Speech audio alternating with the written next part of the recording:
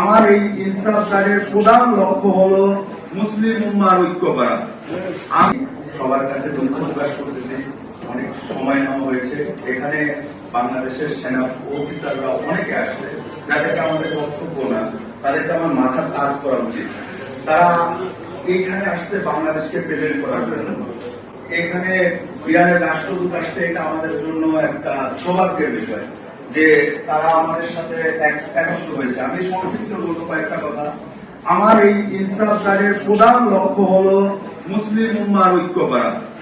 আমি এখানে দাঁড়িয়ে আজকে ঘোষণা দিলাম আমার এই ইনসাফ গার্ড শুধু বাংলাদেশের কোন সংগঠন থাকবে না, এটা থাকবে ইন্টারন্যাশনাল অর্গানাইজেশন।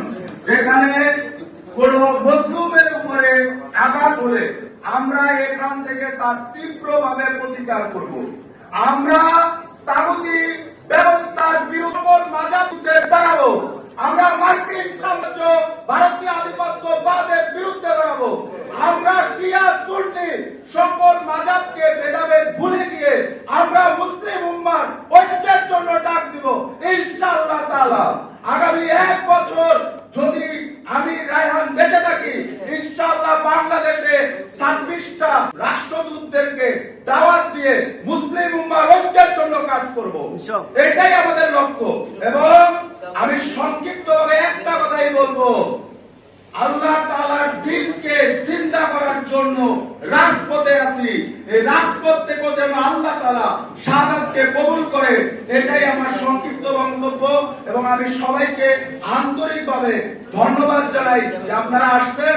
এখন আমাদের মাঝে প্রধান অতিথির বক্তব্য রাখবেন বাংলাদেশে নিযুক্ত ইরানের রাষ্ট্রদূত ডক্টর জলিল রহিমি জাহানাবাদী। বিশেষে এই যে আমাদের প্রিয় নেতা আয়াতুল্লাহ আলী খামেনি শাহাদাতের ওনার স্মরণে যে আপনারা এখানে একটা অনুষ্ঠান আয়োজন করেছেন, আমাকে এখানে আমন্ত্রণ জানিয়েছেন, এই জন্য আমি আমার من از حزب انصاف از گروهی که تشکیل دادن این جلسه رو از برادر عزیز و بزرگوارم از همه جوانان و اساتید عزیزی که سخنرانی کردن و از شما تشکر میکنم.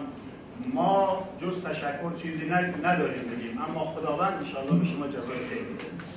به انصاف از گروهی که تشکیل আমি ইনসাফ গার্ড দল এবং আমার এই ভাই যারা আয়োজন এই অনুষ্ঠান আয়োজন